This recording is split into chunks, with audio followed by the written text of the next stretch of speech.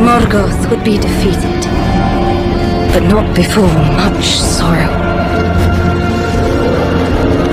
For his orcs had spread to every corner of Middle-earth, multiplying ever greater under the command of his most devoted servant, a cruel and cunning sorcerer. They called him into shadow.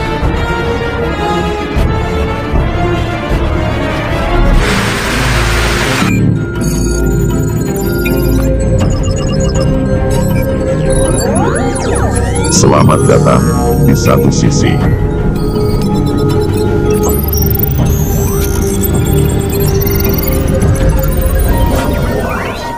Di video kali ini, Satu Sisi akan membahas tentang fondasi dari kedatangan Antikristus atau Dajjal. Dan di video ini, memberikan gambaran yang jelas untuk meningkatkan kesadaran tentang apa yang terjadi di dunia saat ini. Bismillahirrahmanirrahim. Iblis berkata, "Ya Tuhanku, oleh sebab Engkau telah memutuskan bahwa aku sesat, maka aku akan menggoda manusia untuk menganggap baik, berbuat kemaksiatan di bumi, dan aku pasti akan menyesatkan mereka dari jalan yang lurus. Kecuali hamba-hamba yang Engkau beri petunjuk di antara mereka." Dan perang terhadap manusia pun telah dicanangkan sejak saat itu. Berapa banyak orang disucikan oleh kasih karunia Tuhan, dan berapa banyak orang yang mendedikasikan hidupnya untuk melayani rencana jahat iblis. Harap dengarkan baik-baik ayat ini. Bismillahirrahmanirrahim. واتبعوا ما تتلو الشياطين على ملك سليمان وما كفر سليمان ولكن الشياطين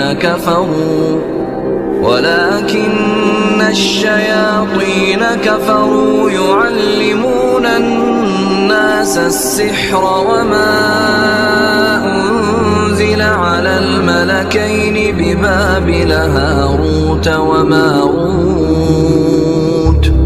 وما يعلمان من أحد حتى يقولا إنما نحن فتنة فلا تكفر فيتعلمون منهما ما يفرقون به بين المرء وزوجه وما هم بضارين به من أحد إلا بإذن الله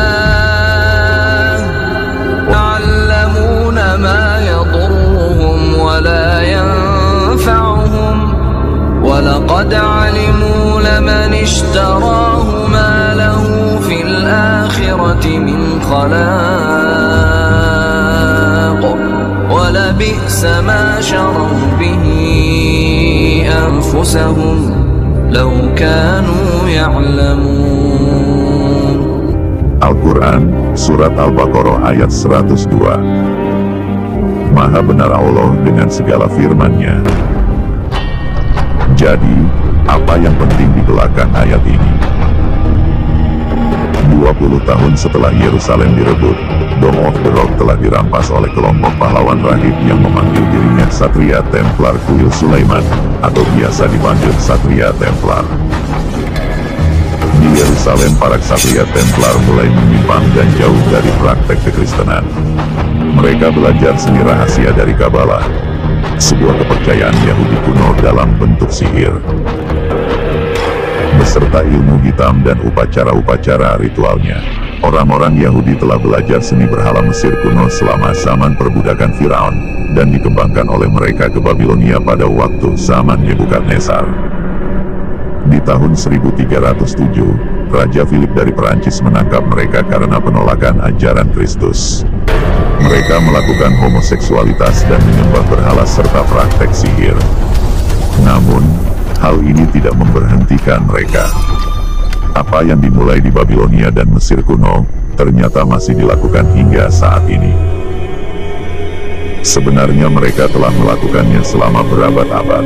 Di balik bayangan, mereka menggerakkan setiap peperangan besar, revolusi, dan resesi. Mereka mengendalikan segala sesuatu yang Anda baca, yang Anda dengar, dan yang Anda lihat.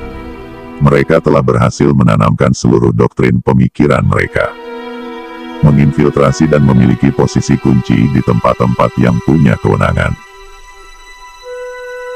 Dan dari bayangan, mereka telah membuat politik baru, ekonomi yang baru, dan yang lebih seram lagi, agama baru. Bukti landasan mereka untuk membangun dunia baru, dan kedatangan antikristus atau ad-dajjal. Itu semua ada di sekitar Anda. Lalu, apa yang paling efisien dan efektif untuk mengontrol dunia? Dua kata: mengendalikan pikiran. Now you probably noticed I don't feel about that war the way we were told we were supposed to feel about that war, the way we were ordered and instructed by the United States government to feel about that war. You see, my mind doesn't work that way. I got this real moron thing I do, it's called thinking. And I'm not a very good American because I like to form my own opinions. I don't just roll over when I'm told to. Sad to say, most Americans just roll over on command. Not me. I have certain rules I live by. My first rule, I don't believe anything the government tells me. Salah satu hal paling menyedihkan dalam sejarah adalah betapa hal itu terulang kembali. Berikut adalah kata-kata yang dinyatakan pada tahun 1991. Dan banyak orang bersumpah bahwa George Carlin telah berbicara tentang peristiwa saat ini. Now, to balance the scale, I'd like to talk about some things that bring us together. Things that point out our similarities instead of our differences. Because that's all you ever hear about in this country, is our differences. That's all the media and the politicians are ever talking about, the things that separate us, things that make us different from one another. That's the way the ruling class operates in any society. They try to divide the rest of the people. It's the lower and the middle classes fighting with each other so that they, the rich, can run off with all the fucking money. Fairly simple thing happens to work. You know anything different, that's what they're going to talk about. Race, religion, ethnic and ethnic background, jobs, income, education, social status, sexuality, anything you can do, keep us fighting with each other so that they can keep going to the bank. You know, I describe the economic and social classes in this country. The upper class keeps all of the money, pays none of the taxes. The middle class pays all of the taxes, does all of the work. The poor are there just to scare the shit out of the middle class.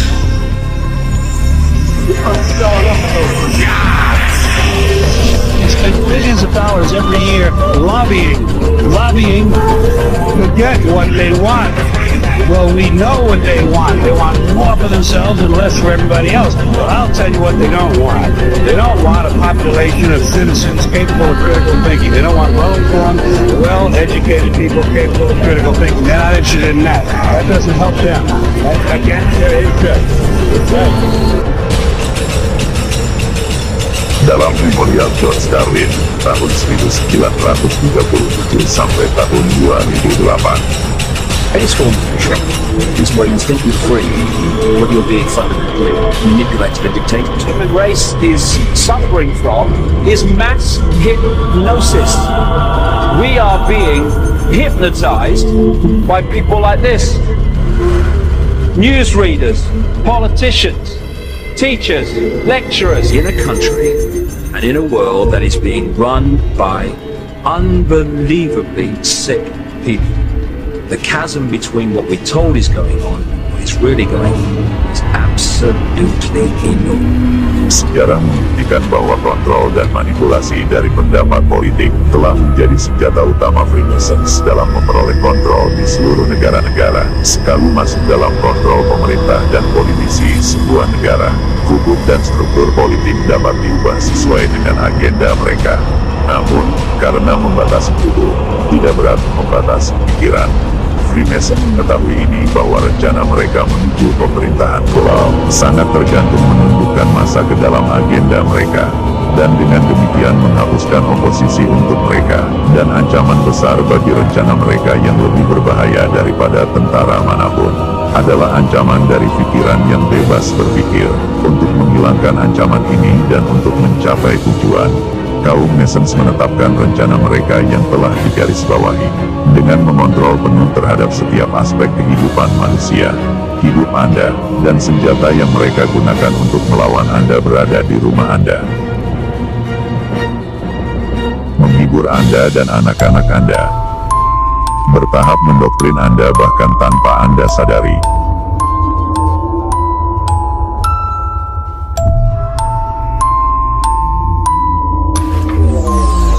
Terima kasih. Sampai bertemu lagi di satu sisi.